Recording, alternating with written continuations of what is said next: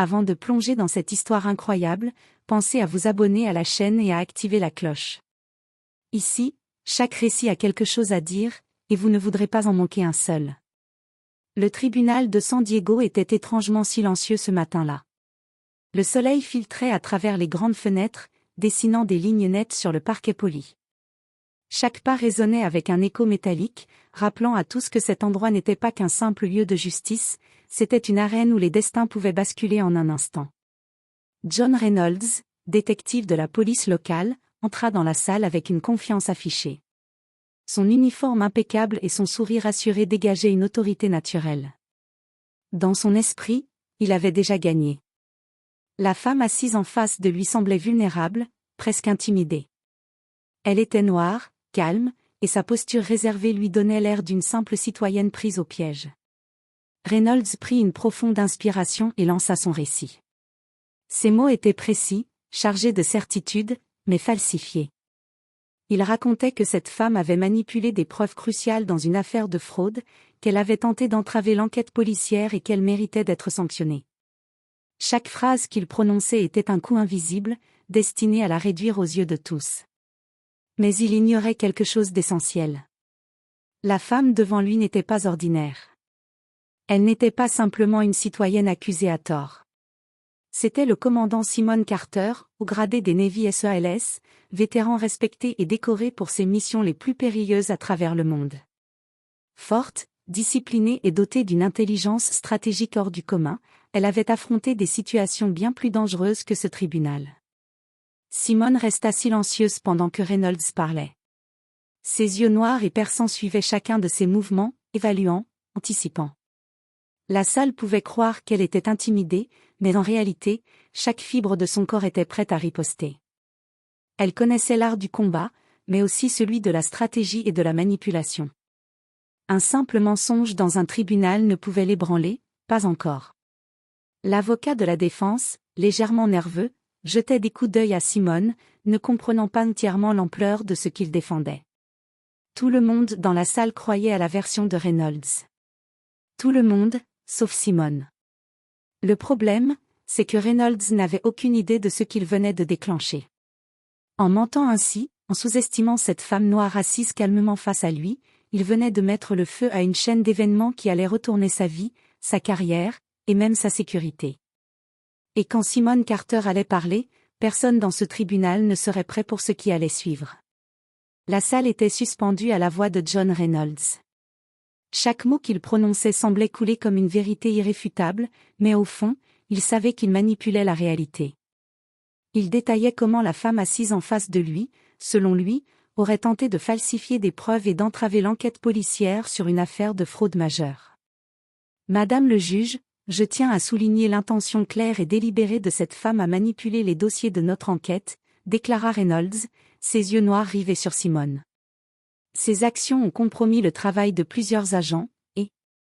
Il fit une pause, jetant un regard circulaire sur la salle.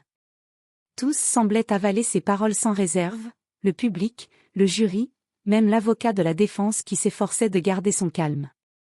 Reynolds sourit intérieurement, convaincu que sa carrière venait de franchir un nouveau palier. Mais Simone ne broncha pas assise droite, ses mains croisées sur ses genoux, elle gardait un calme glacé. Ses yeux noirs semblaient sonder l'âme de Reynolds, analysant chaque mot, chaque hésitation. Son aura n'était pas celle d'une victime, c'était celle d'un soldat qui connaît l'art de la stratégie, qui sait attendre le moment parfait pour frapper. Quand Reynolds termina son récit, un silence pesant emplit la salle. La juge Whitmore fronça les sourcils. « Vous êtes certain de ces accusations, détective » demanda-t-elle, sa voix neutre mais autoritaire. « Absolument, madame le juge » répondit Reynolds, avec un ton qui se voulait catégorique. « Je n'invente rien. Tout est documenté. » Simone inspira profondément, laissant un léger sourire traverser ses lèvres, à peine perceptible. Puis, elle se leva avec grâce et détermination. La salle sembla retenir son souffle. Quand elle prit la parole, sa voix était ferme, claire et tranchante. « Votre honneur, permettez-moi de clarifier certaines choses. Non seulement les accusations portées contre moi sont fausses, mais elles sous-estiment également ma position et mon expérience. Reynolds blêmit imperceptiblement. Il avait sous-estimé sa présence, sa confiance.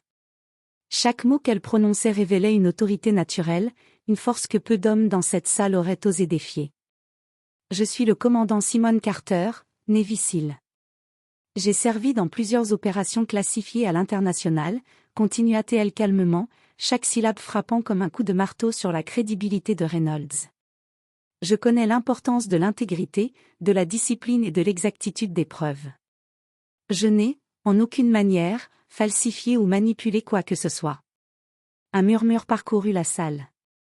Le jury se redressa, surpris. L'avocat de la défense sembla prendre conscience de la gravité de la situation. Même la juge Whitmore fronça les sourcils, consciente qu'elle venait d'assister à un retournement inattendu. Reynolds sentit son contrôle s'effriter. Son sourire confiant avait disparu, remplacé par une tension sourde. Pour la première fois, il réalisait qu'il avait commis une erreur monumentale. Il venait de défier quelqu'un capable de le démolir non seulement légalement, mais aussi sur le plan stratégique. Simone s'assit de nouveau, mais son regard resta fixé sur lui, implacable. Dans son esprit, elle calculait déjà le prochain mouvement. Ce tribunal n'était plus un simple lieu de justice, c'était devenu un champ de bataille, et Reynolds venait de marcher dans la gueule du lion. Le murmure dans la salle avait à peine commencé à s'apaiser que Simone Carter se leva de nouveau, cette fois avec une posture encore plus imposante. Les épaules droites, le regard perçant, elle avançait vers la barre comme si elle entrait sur le champ de bataille. Chaque pas était mesuré, chaque mouvement calculé pour montrer qu'elle n'était pas simplement en train de se défendre, elle dominait déjà la situation. « Votre honneur », commença-t-elle, sa voix calme mais glaciale, il semble que certains témoignages présentés ici ne soient pas basés sur des faits réels, mais sur des suppositions et des distorsions. Reynolds sentit un frisson parcourir son dos. Il avait menti en pensant qu'elle resterait silencieuse, intimidée par son uniforme et l'assemblée. Mais Simone n'était pas du genre à se laisser écraser. « Commandant Carter, vous affirmez que ces accusations sont fausses ?» demanda la juge Whitmore, ses yeux scrutant attentivement Simone. « Oui, madame le juge. » Simone fit une pause, laissant ses mots flotter dans l'air. Chaque document présenté par le détective Reynolds comme preuve de ma culpabilité est soit mal interprété, soit falsifié pour correspondre à une narration erronée. À ce moment, elle sortit une tablette sécurisée et la posa sur la barre. D'un geste précis, elle projeta un document officiel qui détaillait sa présence sur une mission secrète à l'étranger, pendant que l'incident en question était censé se produire. La salle éclata en chuchotements. Le mensonge de Reynolds commençait à se fissurer sous les yeux de tous. L'avocat de la défense, abasourdi, chercha ses notes frénétiquement, incapable de contester les preuves que Simone présentait. Les membres du jury échangeaient des regards incrédules. Même la juge semblait impressionnée par la rigueur et l'assurance du commandant Carter. Reynolds tenta de reprendre le contrôle. Ces documents, ils ne prouvent rien. Ce n'est pas pertinent. Mais Simone le coupa d'un simple geste de la main, calme et autoritaire. Au contraire, détective Reynolds, il prouve exactement le contraire de ce que vous avez prétendu. Et avant de continuer à répandre des accusations, il serait sage de vérifier les faits. Un silence glacial envahit la salle. Reynolds, habitué à intimider par sa position et son uniforme, se retrouva pour la première fois à court de mots. Chaque regard était tourné vers Simone, chaque souffle semblait lui donner plus de puissance. Elle n'avait pas besoin de crier ni d'insulter, sa simple présence et la vérité qu'elle manipulait comme une arme suffisaient à retourner le tribunal. « Je n'accepterai jamais que mon nom et ma carrière soient salis par des mensonges », conclut Simone, sa voix résonnant dans la salle avec une autorité presque militaire. « Et je compte bien m'assurer que la justice soit rendue, non pas par intimidation, mais par la vérité. » À cet instant, Reynolds comprit que ce procès venait de devenir personnel.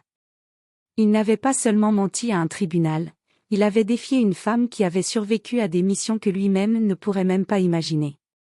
Et cette femme n'était pas sur le point de se laisser faire. La salle était désormais suspendue à chaque mouvement de Simone Carter. Le murmure des spectateurs s'était transformé en un silence respectueux, presque craintif. Reynolds sentait son emprise s'effriter. Il avait toujours contrôlé la narration, mais maintenant, chaque mot qu'il prononçait se retournait contre lui. Simone prit une profonde inspiration et fixa Reynolds avec un calme glacial. « Détective Reynolds, dit-elle, sa voix nette comme un coup de feu, vous avez affirmé, devant ce tribunal, que j'avais manipulé des preuves et entravé une enquête. Pouvez-vous fournir une seule preuve vérifiable qui soutienne vos accusations ?» Reynolds cligna des yeux, cherchant ses notes, mais il n'y avait rien. Chaque document qu'il avait présenté était soit inexact, soit clairement contredit par les archives officielles que Simone venait de montrer. Son sourire confiant avait disparu. Il était maintenant face à une adversaire qui connaissait parfaitement la loi, la stratégie et la vérité militaire. « Votre honneur, balbutia-t-il, ce ne sont que des erreurs mineures, qui. Simone leva la main, implacable. « Des erreurs ? Non, détective, ce sont vos mensonges. Et chaque mensonge que vous avez présenté ici pourrait être considéré comme obstruction à la justice. » La juge Whitmore fronça les sourcils et consulta ses notes. Elle commença à comprendre l'ampleur de la situation.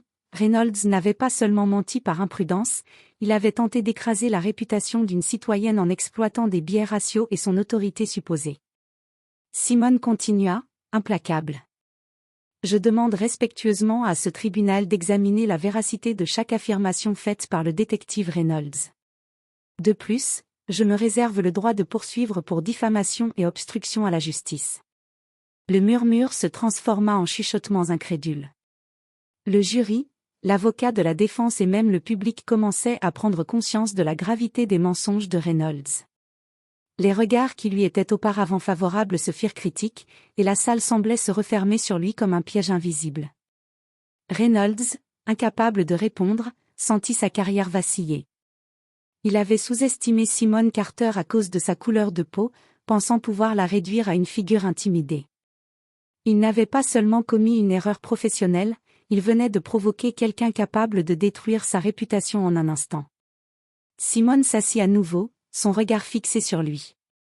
Mais cette fois, il y avait quelque chose de plus, un avertissement silencieux. Reynolds savait qu'il n'était plus question de simple procès. La vérité venait de frapper, et il en paierait le prix. À cet instant précis, Reynolds comprit que la femme qu'il avait tenté d'humilier et de faire condamner n'était pas seulement un soldat expérimenté, mais une force implacable que personne ne pouvait arrêter. Et la bataille ne faisait que commencer. La tension dans le tribunal était à son comble. Reynolds, assis sur le banc des accusés, sentait le poids de chaque regard peser sur lui. Il avait menti, manipulé et sous-estimé Simone Carter, et maintenant, chaque seconde était un rappel cruel de son erreur. Simone se leva une dernière fois, son visage calme mais ferme, sa posture militaire imposante. Elle savait que ce moment déciderait non seulement de sa réputation, mais aussi de la carrière de Reynolds. « Votre honneur, dit-elle, j'aimerais présenter les preuves finales qui démontrent l'intégrité de mon action et la falsification des accusations portées contre moi. » Avec un geste précis, elle projeta une série de documents, vidéos et enregistrements officiels. Chaque pièce montrait clairement qu'elle avait été à son poste sur une mission classifiée au moment de l'incident, et que Reynolds avait délibérément manipulé des données pour créer une illusion de culpabilité. Le murmure dans la salle se transforma en un silence lourd. Le jury regardait, ébahi, tandis que l'avocat de la défense, reprenant enfin contenance, hocha la tête avec admiration. Même la juge Whitmore, habituellement impassible, semblait frappée par la rigueur et la précision de Simone. Reynolds tenta de parler, mais aucun mot ne sortit. Chaque argument qu'il avait prévu de présenter venait de s'effondrer. Les spectateurs sentaient le changement de dynamique. La femme qu'ils avaient cru être une simple accusée était désormais la figure centrale du tribunal, et son autorité écrasait toute opposition. Simone conclut d'une voix calme mais implacable. « Détective Reynolds, vos mensonges et votre tentative d'intimidation ont été exposés. Je demande que justice soit rendue et que les mesures disciplinaires appropriées soient prises. » La juge Whitmore frappa du marteau. Compte tenu des preuves irréfutables présentées par le commandant Carter, toutes les accusations portées contre elle sont déclarées nulles et non avenues. De plus, le tribunal examinera les actions du détective Reynolds pour déterminer s'il y a eu obstruction à la justice et diffamation. Un silence s'abattit sur la salle, puis un mélange de murmures et de regards admiratifs. Simone s'assit, son expression neutre mais victorieuse. Chaque mouvement, chaque parole avait été calculée avec la précision d'un militaire expérimenté. Reynolds, humilié et impuissant, comprit que sa carrière venait de subir un revers monumental. Il avait sous-estimé Simone Carter, et cela lui coûterait cher. Dans un coin du tribunal, le public applaudissait silencieusement, non pas pour elle, mais pour la vérité qu'elle avait défendue avec courage et intelligence. Simone se leva pour quitter la salle. Chaque pas était assuré, chaque mouvement un rappel de sa force et de sa discipline. Elle avait gagné, non seulement légalement, mais aussi moralement et stratégiquement. Alors qu'elle franchissait la porte du tribunal, un murmure parcourut la salle, « C'est une vraie Navy SEAL ». Et pour Reynolds, ce jour-là resterait à jamais gravé comme le moment où il avait appris que sous-estimer quelqu'un pouvait être une erreur fatale.